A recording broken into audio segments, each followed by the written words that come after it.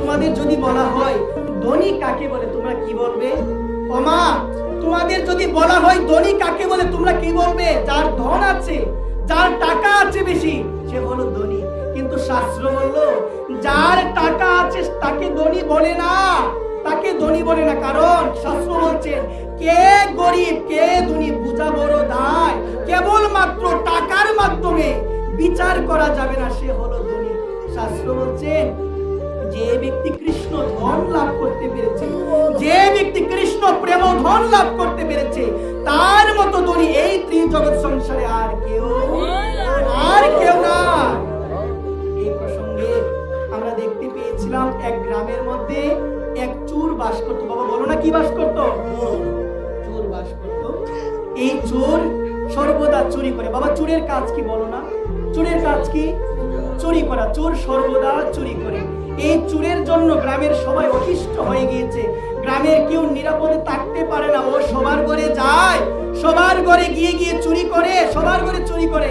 গ্রামের সবাই অতিষ্ঠ হয়ে গিয়েছে। এই চোর একদিন চুরি করতে বের হলো।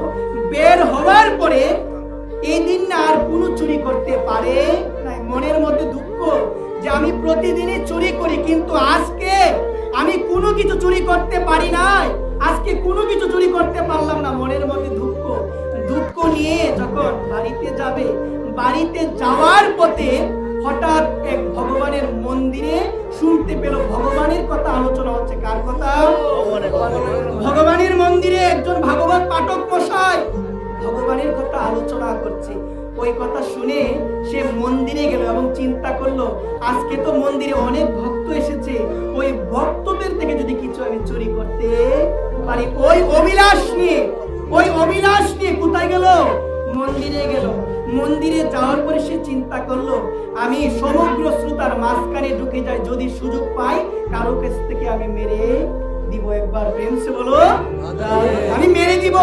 এই চিন্তা করে সে সমগ্র শ্রোতার মাঝখানে সে বসে গেল। এদিকে ভাগবত পাঠক মশাই পাঠ করতে করতে এক পর্যায়ে বলল এই জগতে মানুষের অভাব কখন দূরে যায়, এই জগতে মানুষের অভাব কখন দূরে যায়।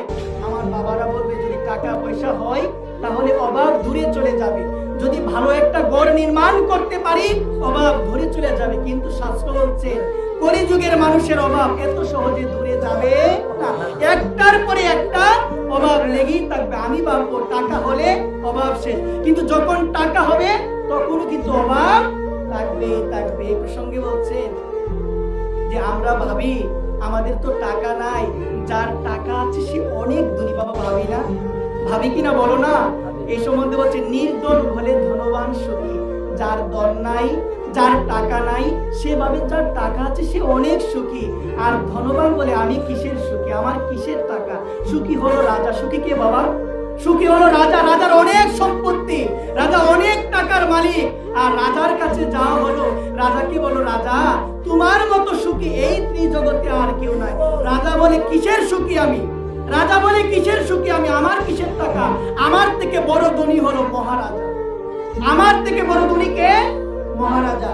আর মহারাজা বলে আমি সুখী না, মহারাজা বলে আমি সুখী না।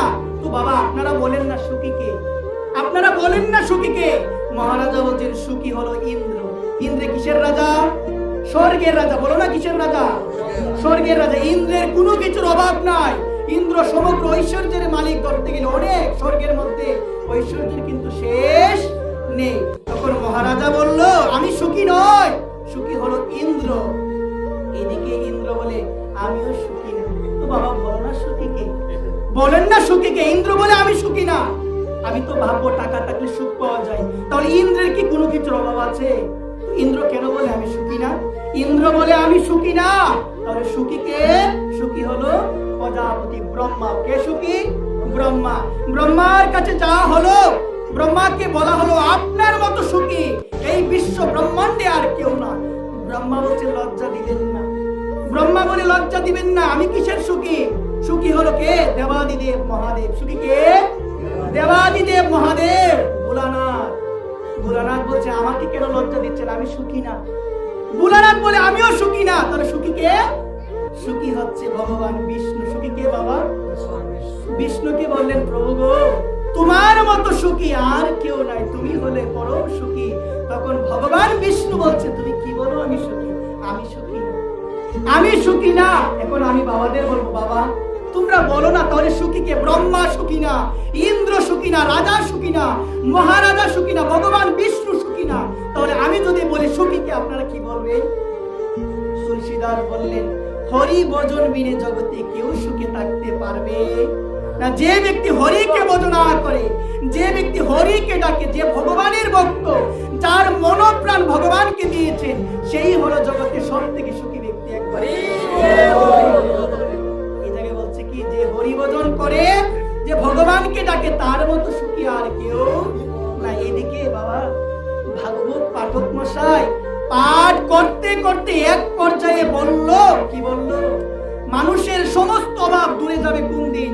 যেদিন মানুষ কৃষ্ণ প্রেম ধন লাভ করতে পারবে। ওই কথা শোনার পরে চোর চিন্তা করলো, জীবনে সারা জীবনে চুরি করলাম, কোনোদিন অভাব দূরে যায় না, সারা দিনই চুরি করি, সব সময় চুরি করি, কিন্তু অভাব তো আমার দূরে যায় না। কিন্তু পাঠক বলছেন, কেউ যদি কৃষ্ণ ধন লাভ করতে পারে, তাহলে তার অভাব বলে জগতে আর কিছু থাকবে না। চোর চিন্তা করলো, তাহলে ওই কৃষ্ণ ধনটাই আমাকে চুরি করতে। সে তো ভাবে না, সে বুঝে না কৃষ্ণ ধন কি, কিন্তু পাঠকের মুখে শুনেছে কেউ যদি কৃষ্ণ ধন লাভ করতে পারে, জগৎ সংসারে তার কোনো কিছুর অভাব থাকে না। এই চিন্তা করার পরে সে পাঠের মধ্যে অনেক কথা হচ্ছে, অন্য কোনো কথায় কান দিল না, শুধু একটা কথায় কান দিল, কৃষ্ণ ধন লাভ করতে পারলে আমার কোনো অভাব থাকবে না। সে মনে মনে ভাবছে, ওই পাঠক মশাই পাঠ থেকে কখন নামবে, আমি গিয়ে তার কাছে একটাবার প্রশ্ন করব, ওই কৃষ্ণ ধন আমি কোথায় গেলে পাবো, কোথায় গেলে পাবো। তার আগ্রহের সীমা নাই, আগ্রহের সীমা নাই, সে বসে আছে, কখন ভাগবত পাঠক মশাই পাঠ থেকে নামবে, আমি তার কাছে গিয়ে বলবো, আপনি যে পাঠে বলেছেন কৃষ্ণ ধন লাভ করতে পারলে কোনো কিছুর অভাব থাকে না, আপনি কৃপা করে বলেন আমাকে, আমি কোথায় গেলে ওই কৃষ্ণ ধন আমি পাবো। এদিকে যখন ভাগবত পাঠ বিশ্রাম দিল, বিশ্রাম দেওয়ার পরে পাঠক মশাই যখন বেশাসন থেকে নামবে, ওই চোর কি করলো জানেন? চোর গিয়ে ওই পাঠক মশাইকে একটা প্রণাম করে বললেন, আপনার কাছে আমার একটা প্রশ্ন আছে, আপনি কৃপা করে, আপনি দয়া করে উত্তর দিন। তখন পাঠক মশাই বলছে, বাবা বলো তোমার কি প্রশ্ন আছে, বাবা বলো তোমার কি প্রশ্ন আছে। ওই কথা বলার পরে সে বলছেন, পাঠক মশাই আপনি বেশাসনে বসে আপনি যখন ভাগবত পাঠ করছিলেন, তখন আপনি এক পর্যায়ে বলেছিলেন, জগতে কোনো ব্যক্তি যদি কৃষ্ণ ধন লাভ করতে পারে, তার কোনো কিছুর অভাব থাকে না। আপনার কাছে আমার একটাই প্রশ্ন, ওই কৃষ্ণ ধন আমি কোথায় গেলে পাবো, ওই কৃষ্ণ ধন আমি কোথায় গেলে পাবো? আপনি কৃপা করে বলেন, ওই কৃষ্ণ ধন আমি কোথায় গেলে পাবো? তখন পাঠক মশাই তাকে বলল, দেখো ওই কৃষ্ণ ধন তুমি কোথায় গেলে পাবে? বৃন্দাবনে গেলে তুমি কৃষ্ণ ধন, তুমি বৃন্দাবনে যাও, বৃন্দাবনে গেলে তুমি কৃষ্ণ ধন তুমি লাভ করতে পারবে, কৃষ্ণ প্রেম ধন তুমি লাভ করতে পারবে। সে বলল, বৃন্দাবন কোথায় আপনি কৃপা করে বলে দিন, আমি আর থাকবো না সংসারে, আমি কোথায় চলে যাব? আমি মধুর বৃন্দাবনে চলে যাব। কেন? কৃষ্ণ ধন আমাকে লাভ করতেই হবে। তখন বলে দিল, কে বলে দিল বাবা? পাঠক মশাই বলে দিল, বাবা এমন জায়গার মধ্যে এমন ভাবে গেলে তুমি কোথায় যেতে পারবে? বৃন্দাবনে যেতে পারবে।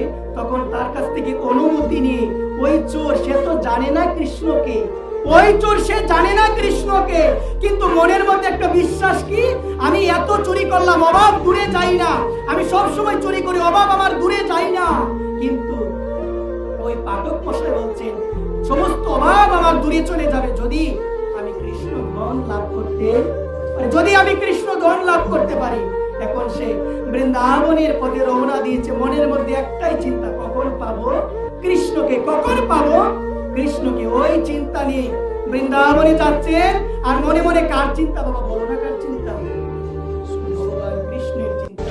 ওই কৃষ্ণের চিন্তা করতে করতে বৃন্দাবনে গেল। বৃন্দাবনে যাওয়ার পরে যাকে দেখতে পাই তাকেই বলে, তোমরা দয়া করে একটাবার বলো না কৃষ্ণের বাড়ি কোথায়?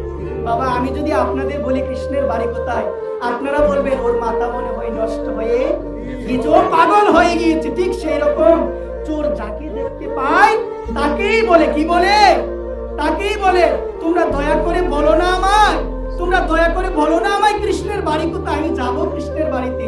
সবাই ভাবে পাগল হয়ে গিয়েছে, সবাই ভাবে পাগল হয়ে গিয়েছে। এদিকে যখন বিকাল হয়ে গিয়েছে, বিকাল হওয়ার পরে ওই চোর একটা গাছের নিচে বসে বলছে, কৃষ্ণ জীবনে আমি যে প্ল্যান করেছি কার বাড়িতে আমি চুরি করব, আমি জীবনেও বিফল হই নাই। আজকে আমি পরিকল্পনা করে বৃন্দাবনে এসেছি, আমি কৃষ্ণ ধন লাভ করব, কিন্তু আমি তো তোমায় পাচ্ছি না, আমি তো তোমায় পাচ্ছি না, কারণ আমি জীবনে কোনোদিন বিফল হই নাই। আমি যে বাড়িতে চিন্তা করেছি চুরি করব, সেই বাড়িতে আমি চুরি করেছি, আমি বিফল হই নাই। কিন্তু আজকে আমার বাসনা হলো আমি কৃষ্ণ ধন চুরি করবো, আমি তো তোমায় পাচ্ছি, আমি তো তোমায় পাচ্ছি না।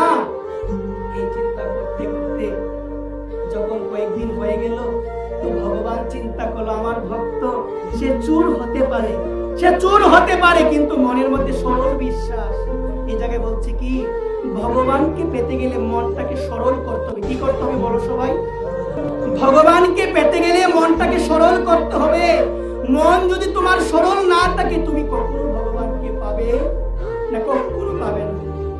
ভগবান চিন্তা করলো আমার সরল ভক্ত সে চোর হতে পারে, কিন্তু মনে তো সরল ভক্তি, মনে তো সরল ভক্তি, মনে বাসনা হয়েছে সে আমাকে যেন লাভ করতে পারে। এখন আমি কি করে বসে থাকবো, আমি কি করে বসে থাকবো? তৎক্ষণাৎ ভগবান বৃন্দাবনের মধ্যে প্রকটিত হয়ে ওই চোরের কাছে গেল। বাবা বলো না কার কাছে গেল? ওই চোরের কাছে গেল। চোরের কাছে যাওয়ার পর বলছে, ভক্ত আমি এসেছি তোমার কাছে, তুমি নাও, কি চুরি করবে আমার কাছ থেকে, চুরি করো তুমি। তখন ভগবানের দিকে তাকালো, ভগবানের দিকে তাকিয়ে বলছে, প্রভু আমি কিচ্ছু চুরি করবো না। ভগবানের দিকে তাকিয়ে বলছে আমি কিচ্ছু চুরি করব, আমি কিচ্ছু চুরি করব না। এই জায়গায় বলছে কি, যে ব্যক্তি ভগবানের দিকে একটাবার অন্তরের দৃষ্টি দিয়ে তাকায়, তার কি কোনো জাগতিক বাসনা থাকে? তার চুরি করার বাসনা থাকে? সংসারে তার মনটা আর থাকে? তো আমরাও তো দেখি ভগবানকে, আমরা তো মন্দিরে যাই বাবা, মন্দিরে গিয়ে একটাবার তাকাও না ভালোভাবে, মন্দিরে গিয়ে একটাবার দেখো না ভালোভাবে, এত সুন্দর রূপ আমার ভগবানের, এত সুন্দর রূপ ভগবানের। ভগবান দাঁড়িয়ে আছেন তার ভক্তদের কৃপা করার জন্য, তার ভক্তদের দর্শন দেওয়ার জন্য, একটাবার তাকাও না ভালোভাবে। আমিও তো মন্দিরে যাই, কিন্তু মন্দিরে যাওয়ার পরে আমি তো আন্তরিক দৃষ্টি দিই, আমি তো অন্তরের দৃষ্টি দিয়ে আমার প্রভুর দিকে তাকাই না, আমি তো তাকাই না অন্তরের দৃষ্টি দিয়ে। এদিকে বলছেন যদি তাকানোর মধ্যে তাকাতে পারো, তাহলে সংসারের দিকে তাকাতে আর মন চাইবে না। যদি তাকানোর মতো ওই ভগবানের দিকে, রাধারানীর দিকে তাকাতে পারো, ওই সংসারের দিকে তাকাতে মন চাইবে না, সর্বদা মন চাইবে ভগবানের দিকে যেন আমি তাকিয়ে থাকি। বাবা বলো কার দিকে? ভগবানের দিকে। এদিকে চোর বলছে, প্রভু আমার মনে বাসনা ছিল আমি চুরি করব কৃষ্ণ ধন, কিন্তু প্রভু তুমি যে এত সুন্দর আমি তো আগে জানতাম না, তুমি যে এত সুন্দর, তোমার রূপ এত মাধুরীপূর্ণ, তোমার রূপ এত সুন্দর আমি তো আগে জানতাম না, আমি কিচ্ছু চাই না, আমি কিচ্ছু চাই না। এদিকে প্রভু বলছে তুমি যে জন্য এসেছো সেটা নিয়ে তুমি চলে যাও, সেটা নিয়ে তুমি চলে যাও। প্রভু বলছেন আমার অঙ্গের মধ্যে যত গহনা আছে সবকিছু খুলে আমি তোমায় দিয়ে দিব, আমার অঙ্গে যত গহনা আছে খুলে দিয়ে দিব। ভক্ত না করছে, ভগবান সবকিছু খুলে দিয়ে দিচ্ছে। কিন্তু যখন আমার ভগবান চরণে নূপুর খুলবে, ভগবান চিন্তা করলো আজকে ভক্ত সে আমার কাছে এসেছে, সবকিছু আমি খুলে দিলাম, কিন্তু চরণের নূপুরটা আমি নিজের হাতে খুলবো না, চরণের নূপুরটা আমি নিজের হাতে খুলবো না, আমার ভক্তকে দিয়ে আমার চরণের নূপুরটা আমি খোলাবো। একবার ভগবান চিন্তা করলো আমি তাকে দেখা দিয়েছি, আমার কৃপা থেকে কেন বঞ্চিত করব, আমার চরণ থেকে কেন আমি বঞ্চিত করব, চরণ থেকে তাকে আমি বঞ্চিত করব না। এই জায়গায় বলছি বাবা আমার সামনে যদি আমার ভগবান আসে, আমি কি ভগবানকে চিনতে পারবো কি? কোন সময় কোন বেশ নিয়ে আমার ভগবান আসবে কেউ তো আমরা জানি না। কত হিংসা করি, কত ভেদাভেদ, করি না বাবা? কত হিংসা, একটাবার ভাবো না, আমার ভিতরে যে ভগবান আছে তোমার ভিতরে তো সেই ভগবানই বসে আছে। আমার ভিতরে যে ভগবান